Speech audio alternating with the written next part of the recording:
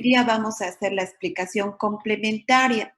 Digo complementaria porque, como les dije la anterior semana, el impuesto al valor agregado e impuesto a las transacciones van de la manito.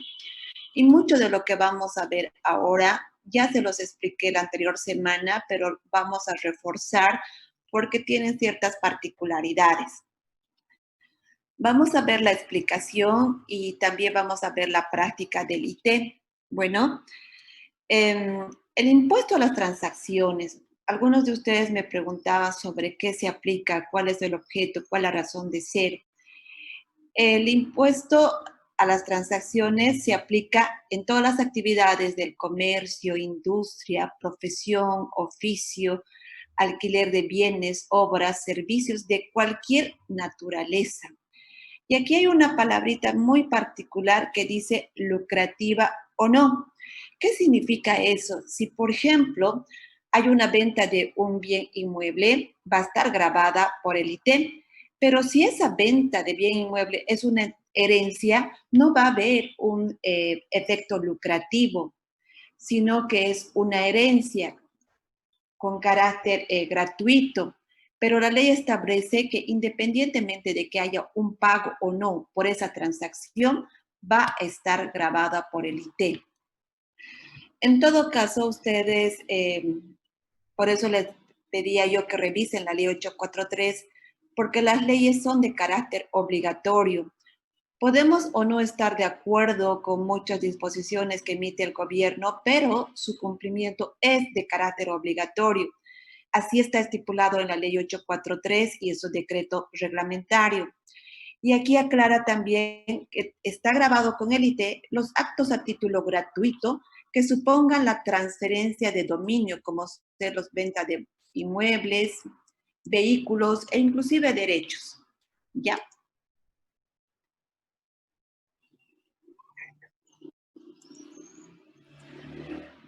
No se olviden, por favor, cuando vean mis clases, yo les recomiendo que lo impriman, el cuadrito de los impuestos que se los he colocado en material adicional, porque en forma resumida está ahí todo lo que ya hemos hablado, ¿ya?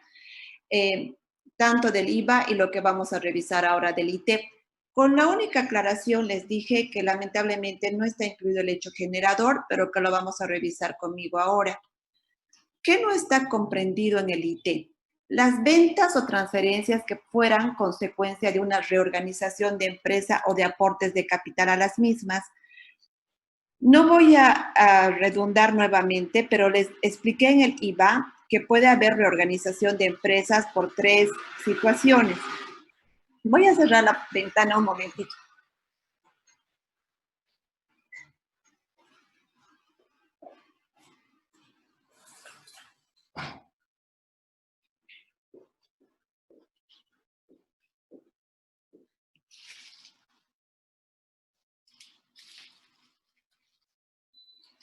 Puede darse por fusión de empresas, división de empresas o transformación de empresas.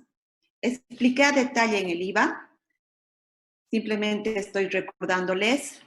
Y además, no están comprendidos las primas de seguro que fueran como consecuencia de transacciones con compañías de aseguro o reaseguro inclusive.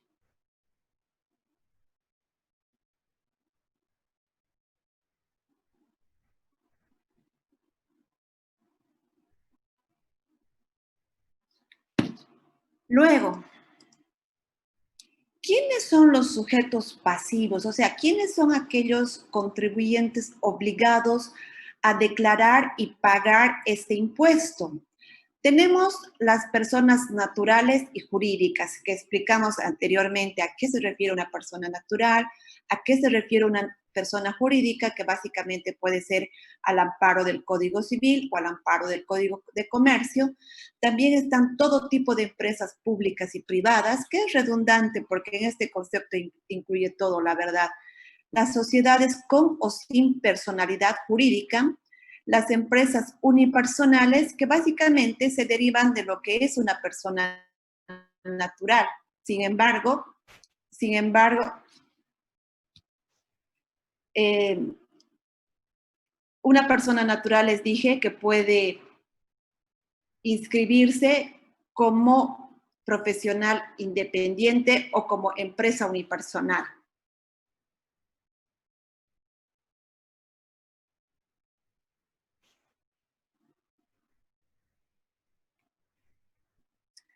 Muchos de ustedes me preguntaban, ¿y cuándo declaro? La declaración de este impuesto es de carácter mensual. Ya lo vamos a ver en la práctica, cómo se calcula la fecha de vencimiento. La clave es el dígito que tenga el contribuyente. En este caso, por ejemplo, su dígito termina en 8. Puede ser una empresa, en este caso la imprenta gráfica, SRL, es una sociedad registrada al amparo del Código de Comercio como una sociedad de responsabilidad limitada. Y a este dígito del NIT yo lo sumo 13, es decir, 8 más 3, 21. Su vencimiento del IVA e IT y otros impuestos mensuales es cada 21 del mes siguiente. Estamos, por ejemplo, ahorita en 21 de octubre.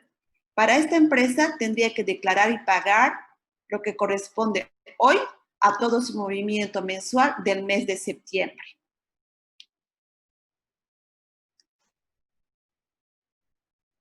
Acá está un resumen de lo que es el hecho imponible. En el caso de inmuebles, ¿cuál va a ser el hecho generador? ¿Va a ser la entrega del bien o lo que ocurra primero?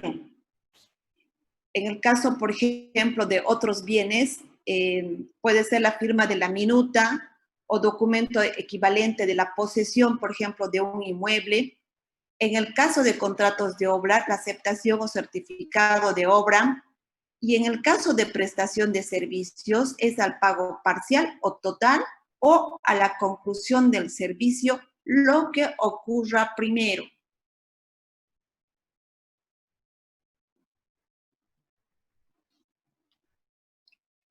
Yo les había explicado en la anterior clase que existen grupos principales y de ahí se derivan otros casos especiales.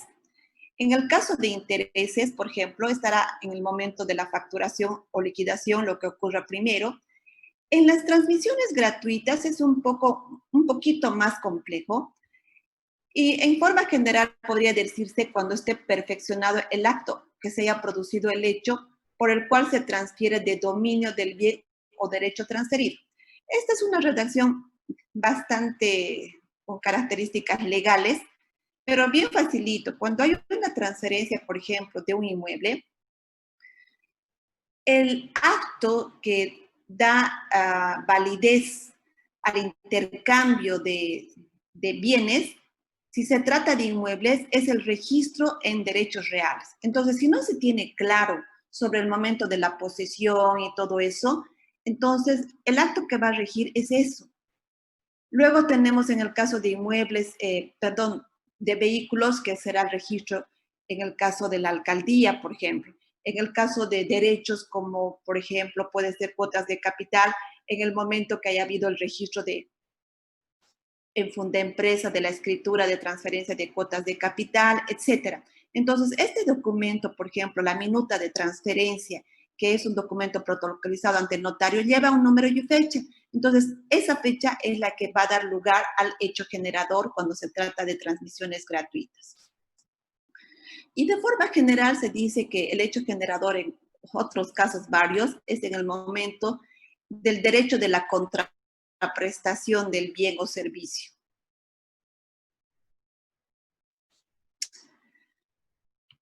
Prácticamente, ¿cómo se determina? Es más sencillo que en el IVA, porque yo voy a determinar cuáles han sido mis ingresos brutos, ¿sí?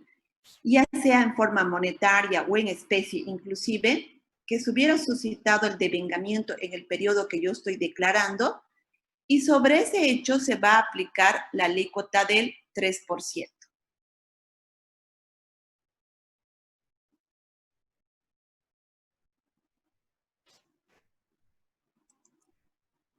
¿Quiénes están exentos del pago de este impuesto? Habían bastantes consultas al respecto el día de ayer. En general, el ITEM grava la venta de bienes y servicios, pero hay exenciones, ¿sí?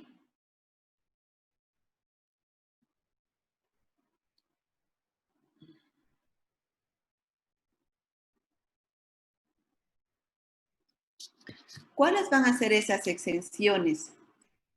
El desempeño de cargos públicos, el trabajo personal ejecutado en relación de dependencias. Estos dos puntos, la verdad es que es redundante. Yo lo simplificaría a todo trabajo realizado en calidad de dependiente y por el cual uno reciba una remuneración mensual, está exento del pago del IT, ¿ya? Que también está exento las exportaciones que haga el contribuyente, pero no alcanza actividades conexas de transportes, blindaje, estibaje, etc. La factura de exportación, esa transacción no va a estar grabada con el IT. Luego, los servicios prestados por el Estado Nacional, los departamentos y los gobiernos municipales, etcétera. La alcaldía, por ejemplo, puede ofrecer algunos servicios que tiene que facturar, pero a nivel de IT va a estar exento. Los intereses de depósitos en caja de ahorro, cuentas corrientes y a plazo fijo. En general, los intereses van a estar exentos del IT, pero aquí falta lo que está en la reglamentación, siempre y cuando se trate de entidades financieras autorizados por la ASFI. Si se trata de transacciones entre particulares, sí va a estar grabada también con el IT.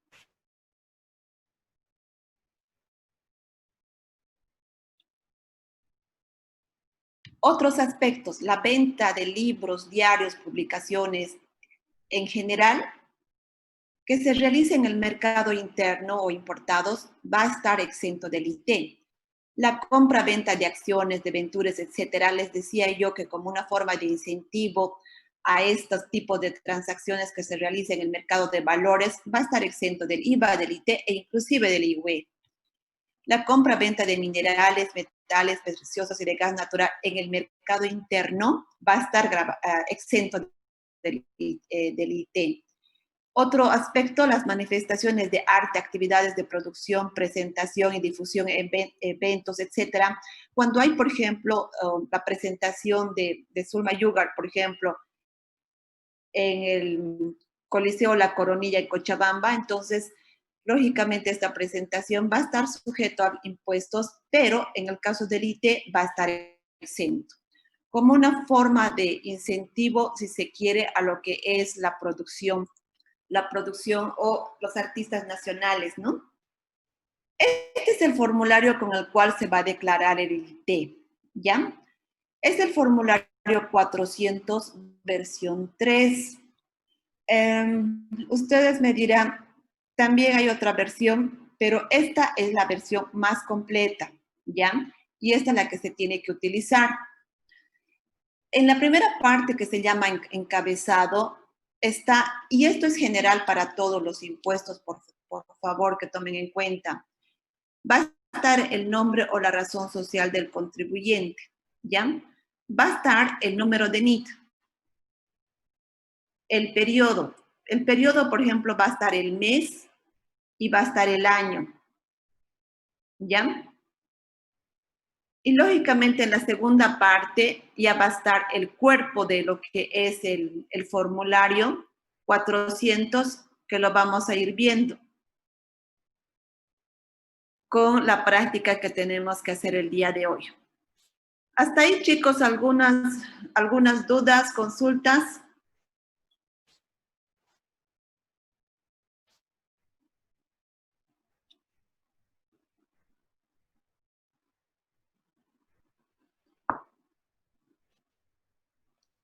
Hola, licenciada, muy buenas tardes. Buenas tardes. ¿Cuál es tu nombre y si tienes alguna consulta? Mm, Licenciada, soy yo, Dyer. Ya. ¿Alguien que tenga una consulta? Buenas tardes, Lice. Mi nombre es Daniel Alexis. Una consulta, si la cuenta del IT se puede compensar con otro impuesto.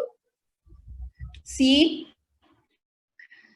Vamos a ver aquí en la práctica que tenemos que hacer el día de hoy.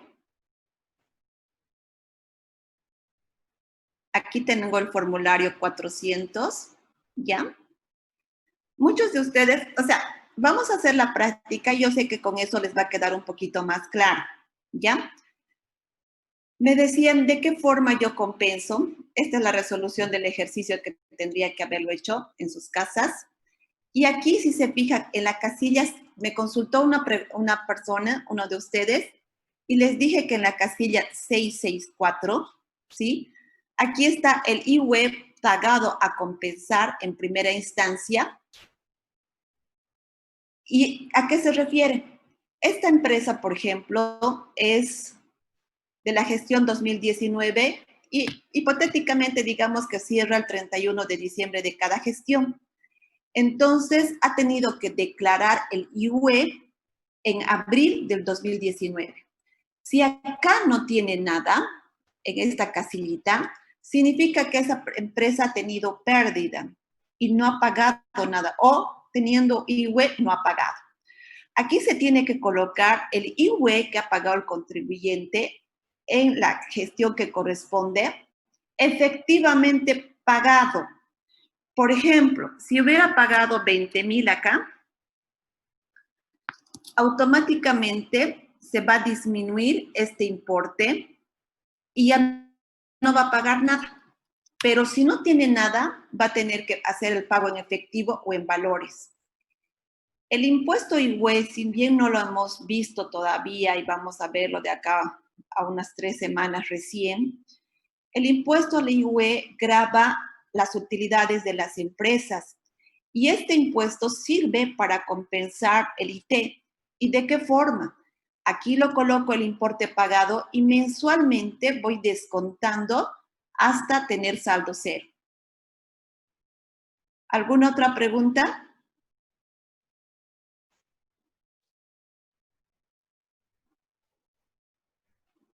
Licenciado, ¿puede volver a repetir, por favor? Ya. Te voy a explicar con un ejemplo. ¿Quién habla? Brenda. Brenda. Te voy a explicar con un ejemplito, Brenda.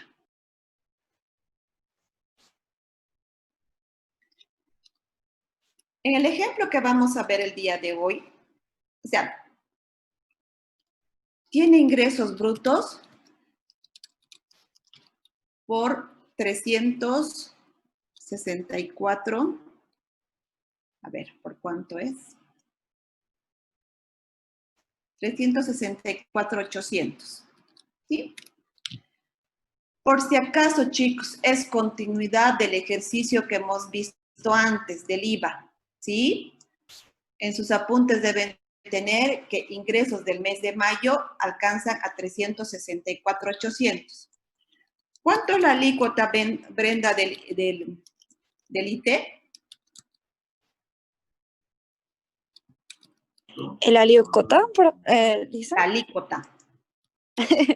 Creo que era 13 punto y algo. Del IT, si acabo de decir, Brenda, ¿dónde estabas? 3%, Lisa. 3%. En el mes de mayo,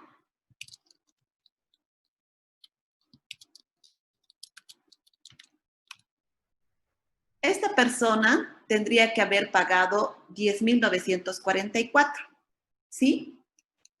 Ahora, sin embargo, les decía que tiene un IUE de la gestión 2018, un saldo del IUE, saldo voy a poner porque pudo haber pagado más y compensarse las meses anteriores de 20,000, ¿sí? Esto es a favor del contribuyente. Entonces, de alguna manera, estos 20,000 es positivo y los 10,000 es negativo porque es algo que va a salir de mi bolsillo. ¿Qué pongo yo en el formulario? Saldo del IUE para el mes siguiente 9.056. Y el pago por pagar IT, ¿cuánto va a ser? 0. ¿Por qué? Porque tenía un saldo, ¿sí? Otro ejemplo, digamos que tenía saldo solo 8.000. Entonces, el saldo que tiene que pagar es 2.944 bolivianos. ¿Entendido, Brenda? Sí. Ya. Ulises, y así eso se va a ir repitiendo hasta que el IWE tenga saldo cero, ¿verdad? Exacto. Por ejemplo, acá ya terminé, ¿cierto? Porque los 8.000 he consumido el mes de mayo. Entonces, el saldo para el mes siguiente del IWE es 0. Y el mes de junio voy a tener que pagar lo que salga. Listo, gracias. Ya. ¿Alguna otra pregunta? Antes de empezar la práctica, yo quisiera que me pregunten más de la parte teórica, por favor, si tienen dudas, porque de la práctica vamos a ver un ejercicio y con eso se va a aclarar muchas dudas que tengan ustedes.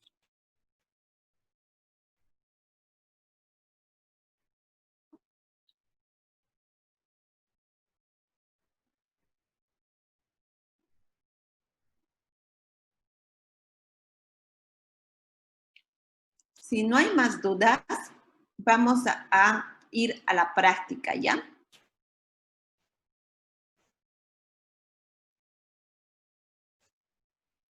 Por si acaso, en el Moodle ustedes tenían este ejercicio, ¿recuerdan? Hemos llenado el impuesto al valor agregado, el formulario 200 con estos datos, ¿sí?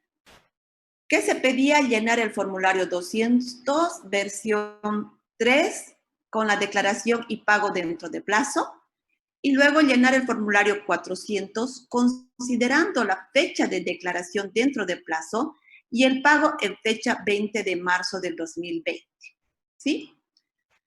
Recordaremos qué pasó. Yo solo, antes que llenar este formulario, yo trato de hacérselos un poco lo más sencillo posible. Vamos a recordar lo siguiente.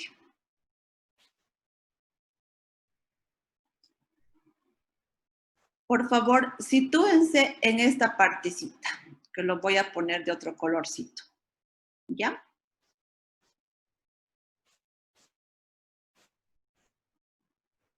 Lo voy a poner un poquito más grande. ¿Qué significa? Había un impuesto de 10.944 que se tenía que declarar y pagar en vencimiento. ¿Cómo calculo el vencimiento? El NIF termina en, aquí vamos a ver, en 7, ¿sí? Entonces, el vencimiento del periodo mayo del 2019 va a ser cada 20 del mes siguiente, a no ser que ese día sea sábado, domingo o feriado, en cuyo caso se va a recorrer al día hábil siguiente. En este caso, el 20 de junio, aquí les voy a mostrar el calendario.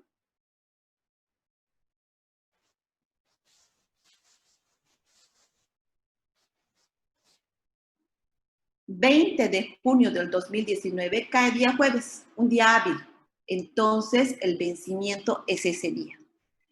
Pero resulta que la empresa no tiene dinero y por lo tanto paga mucho tiempo después.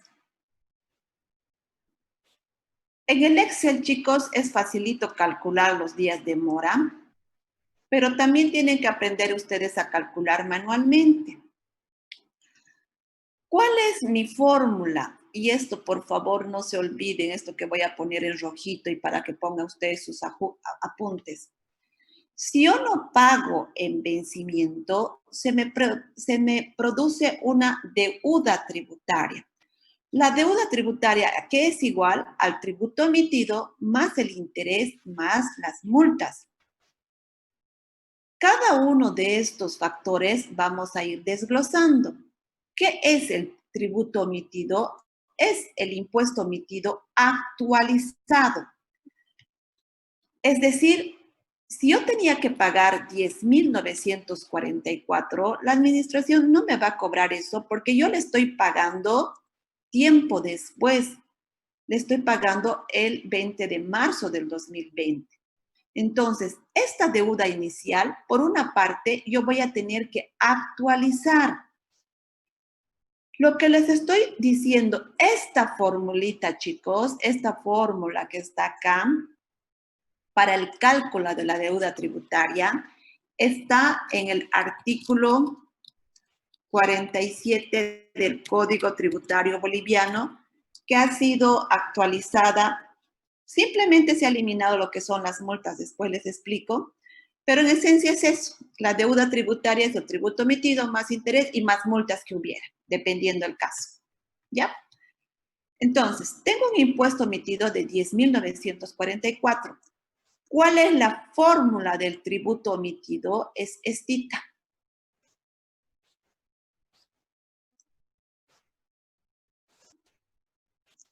El tributo omitido va a ser igual al impuesto omitido multiplicado por el tipo de cambio a la fecha de pago. ¿Cuánto es la fecha de pago? El 20 de marzo del 2020. ¿Cuándo es la fecha de vencimiento? El 20 de junio del 2019. Entonces, divido el tipo de cambio de la UFB, fecha de pago, por el tipo de cambio de la UFB, fecha de vencimiento.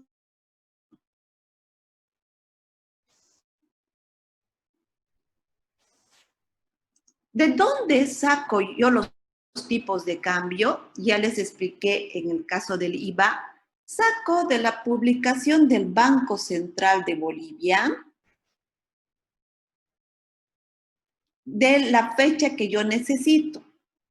Les voy a poner un ejemplito, quizás, bueno, dudo mucho, pero por ahí alguien jamás ha entrado a lo que es el Banco Central de Bolivia. Acá pone UFB.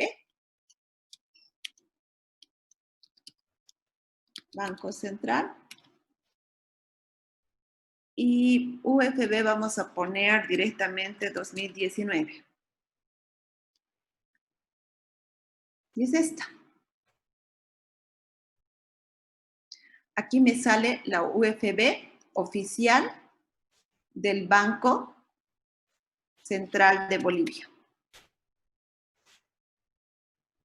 Más práctico este cuadrito, para que yo no esté buscando día a día. Y yo busco del 20 de marzo, 20 de junio del 2019 en este caso, y luego el 20 de marzo. ¿Dónde está? Aquí. Junio, el 20 de junio. ¿Sí? De esa forma, ustedes buscan la cotización de la UFB. ¿Ya? Es decir, el impuesto emitido actualizado multiplicado por el tipo de cambio al 20 de marzo del 2020 dividido entre el tipo de cambio de la UFB al 20 de junio del 2019 va a tener un resultado de 11.111 bolivianos. ¿Sí? Entonces ya tengo lo que es mi tributo omitido. ¿Sí? ¿Qué necesito ahora? Calcular el interés. Por si acaso, vamos a hacer un pequeño break ahí y les voy a mostrar el formulario de lo que ya hemos avanzado. Yo lleno la casilla 13 con los ingresos brutos, 364.800. Eso va a ser mi base imponible. En el ejemplo no tengo ingresos exentos. Y sobre esa mi base imponible, lleno la casilla 909 y aquí dice bien clarito, C24 por 3%, 10.944. ¿Sí? Luego, tengo un saldo del impuesto a favor del fisco. Como no tengo saldo del IWE, mi saldo va a ser el mismo. Pero, ¿qué es lo que pasa? En mi ejemplito, en mi primer caso, si yo declaro dentro de plazo, y pago dentro del plazo, se llena de esta forma. 10.944 lo declaro como total deuda tributaria, saldo definitivo a favor del fisco, pago en efectivo 10.944. Y listo. Esta es la forma correcta de llenar si declaro y pago dentro de plazo. ¿Qué pasa si declaro dentro y fuera de plazo? Que era nuestro ejemplo. Entonces tengo que calcular